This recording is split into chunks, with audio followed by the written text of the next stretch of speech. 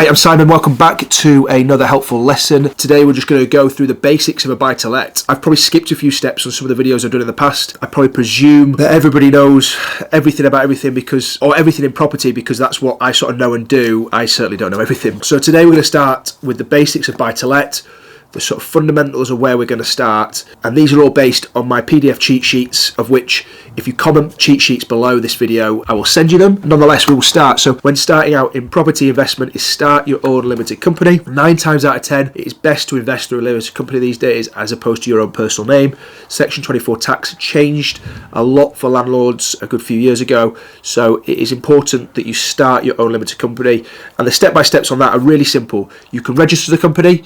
So you can do that through the HMRC website, setting up your limited company, or you can get an account to do it, so you use the right SIC code, which just makes sure you are trading within the right body in the right form. There's thousands of different permutations of what you can open a business for, and it's important that you use the right code for the right tax brackets and for the right accountancy. If you aren't 100% sure, use an accountant. If you need help with that, please message me and I have an accountant. I can definitely recommend help you with that. What you then do is you create a memorandum of associated articles, which is all part of the process of setting up, which will get registered onto the HMRC website, onto Companies House. You appoint the directors and shareholders. That might just be you might be 100% shareholder, you might be doing it with your partner or your wife or your husband, and it might be that you do a 50-50 shareholders.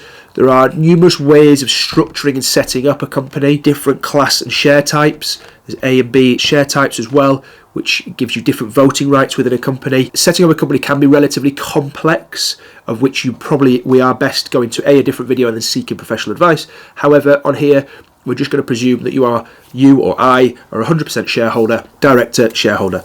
From there, once your company is set up and registered, you will get a little company number. And obviously, I haven't said this in this, but the most important part of anybody's thing, this isn't, but I'm joking, is the company name, which you will have chosen when you register the company. But then you set up a business bank account. Obviously vital to do this. There are more challenger banks than ever. The challenger banks are quicker, i.e. Starling, Tide, Revolt, Wise, or Revolut as I think it is, Wise. These are good challenger banks and worth exploring. They have their limitations to the high street banks, Lloyds, NatWest, HSBC. I would definitely not recommend HSBC.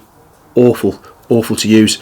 But with the big banks, you're able to do nearly everything through there. Certainly some of the challenger banks, your cards don't work in certain schemes. The challenger banks take about 24 hours, 40 hours to open. A lot quicker, a lot easier. But certainly setting up a bank account is vital. And then you register for corporation tax. So again, if you aren't comfortable doing this, please get your accountant to do it, or reach out to me and I'll help you set up a good accountant. So they are the first basics. Then the next part is just checking your lending options and rates. So we're going to check you can go online and have a look yourself. Not that difficult to do. Search what your options are. Very different to probably what you would used to do on a residential mortgage. Is you are looking probably at the challenger banks again. So there's places like Shawbrooks or Lendbay. These smaller banks are more likely to lend to a buy-to-let investment product, Paragons, as opposed to your Lloyds, your NatWests, of which they do, but they're a lot more strict, rigorous, lower loan to values, different kettle of fish really. So speak to a mortgage broker is probably what the best thing to say. They'll have access to the whole market, they'll look at your circumstance, they'll speak to their business development managers at each bank, and they'll be able to give you an idea of the best rates and what you can achieve with your circumstance. And what you want to do is compare the interest rates that are on those products. This is important for when you're doing your deal analysis down the line. You need to know what you're going to borrow money at for it to work. There's no point in jumping in, trying to find a property deal, and then the interest rate being way above what would make the deal work. One thing to look for at the moment is rates can fluctuate. Currently today, middle of October 2024, rates can be anything from 7% down to 3.5% per annum. But then what also is there is the arrangement fee. So your 3.5% might be an arrangement fee of 5%, your 7% might be no arrangement fee. So what you try and work out is the blended rate across a 2 or a 5 year period. I appreciate there's lots of numbers and percentages there, but check out your rates. It's important for analysis. That is a good place to start. Understand your loan terms, understand the rates are the length of product that you're going to choose or potentially choose. This will be a key factor to what you're going to look to buy. You can't just go buy anything, anytime, and just hope that the lending and the rates work. Also, you've got to factor in Any lending that you might have done for your deposit or your refurb as well, it's important to factor in those because they are costs that make or break a deal. Next step is to work on your investment strategy. So what are you trying to achieve? What are you trying to do? Where are we going with this? If you're watching this video and it's something that I'm trying to put across regularly, is that buy-to-lets for me are a great place to start. There are loads of strategies within property. It all depends on your ability, your experience, not just necessarily in property, but in maybe refurbishments, or if you've been a mortgage broker in the past and now you're investing, or whatever it might be. But if, for example, you are an IT consultant or a dog groomer or a hairdresser from an area that you've never done this before and it's completely new, I'm not recommending that you go and jump into new build property, for example. This is why I think buy-to-let investment is the best place to start. It is not easy, but it's a lot simpler and a lot lower risk than a commercial to residential type product. Also, I'm always recommending buy-to-let as a start, as opposed to any rent-to-rent strategy, rent-to-rent, rent-to-HMO, rent-to-service accommodation. They're not for me. I know people that have made money in it, but it's a lot of pitfalls and actually doesn't, in turn, teach you how to buy property and the process that we're going to go through when finding an investment property. It teaches you something different. It teaches you how to be a letting agent or a managing agent, which of course might be useful skills down the line. But here today, it does not teach you how to find finance, raise finance, be privately or commercially, and or then find a deal. It is just doing a few numbers to work out if it works as a letting agent standpoint. It's lower capital and potentially easier to get into, but I feel like if you work harder in this upfront phase to get a buy-to-let or to work into that buy-to-let strategy, it will pay dividends down the line. 70% of the money you'll make in property as well is from capital growth, it's from owning the properties, from the property going up in value, so that is really important. So define your goals.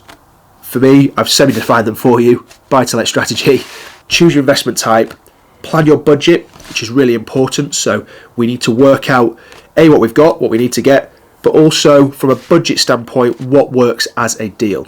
So what works when we are stacking something up? So for me, for in our example where we live and work and invest, is anything between £70,000 and £120,000 works in certain areas that we invest, Barnsley, Huddersfield, Wakefield, because I know that the rents roughly are in the area, make that deal work. I know that the margins work on that budget and what we can do when we uplift it. I know these little hotspots and the price that we're willing to pay. Obviously when we dig into a deal, there's loads more we can do and there's loads more analysis to do, but it helps me define my areas a lot quicker and a lot better. So that's something you want to do. Ideally you want to do it within 45 minutes of your house, and what you're going to do as a budget wise is find those areas. And it might be that where you are, £200,000 houses work because you're getting £1,500 rents at the back end. So it's really important to define your area and what you are doing on a budget standpoint. And then risk management. What is that area doing? You know, is there a big steelworks down the road that's about to close and everybody's going to move out the area? You know, is the train lines going to move? Are they going to reroute them? Is HS2 going to take a load of business away from the local area because people are going to move somewhere else because it's an easier commuter route? So try and work out and look at market factors. Obviously, flip side, are those things good? Is it HS2? Is it near a motorway? Are there big companies coming into the area, investing and bringing up employment? So you've got to look at the risk management both ways, but that is how we find and define an area, or little hotspots as we call them. Part 4 of this little where to start series is, as I've just sort of alluded to, defining your area.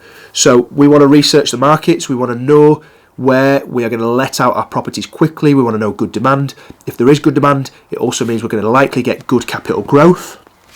It likely means we're going to get continued rent rises, which is what we want economically, certainly as interest rates sort of flatten down and slow, hopefully between 3 and 4%. We want to look at areas that have schools, good infrastructure in the town centres. Like a lot of town centres are dying, but also there are areas where the council are spending money on the town centre, so they are bringing in employment, and whilst it not be the place that everyone goes anymore, it certainly makes a big difference to the area and what people see and the surrounding house prices. Places like shopping centres, out of town stuff. So at the moment, Barnsley for us is a really hot spot for us because there is loads of warehouses, Amazon, Every, you know, huge industrial sites that's bringing in loads of employment, loads of blue collar employment. So the demand on places to live is huge, which economically is great for us. It's increasing house prices, increasing rent prices, and that's not going away. We're so close to the M1, we're so close to the commuter routes, that these big factories and where all the space is, like these places for work, it's probably cheap for them for rent.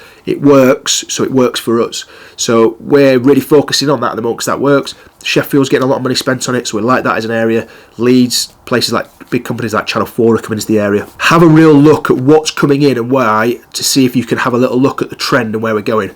For example, on the other side, I don't invest in Hull, we don't invest in Goole, we don't invest in out of town, like old mining villages, because there's not much employment, there's not much reason for people to move there, and there I don't think the house prices and rent rises will be the same or in line with these little hotspots that we're trying to pick out. So really important to pick those. So that is the 4-page, 4-step start to buy to lets. This should give you a really good basic understanding of where to go.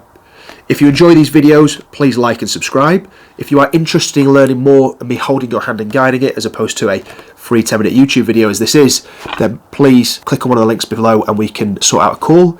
And if you're interested in investing and you just can't be bothered to do it yourself, also please click on one of the links below and we can have a chat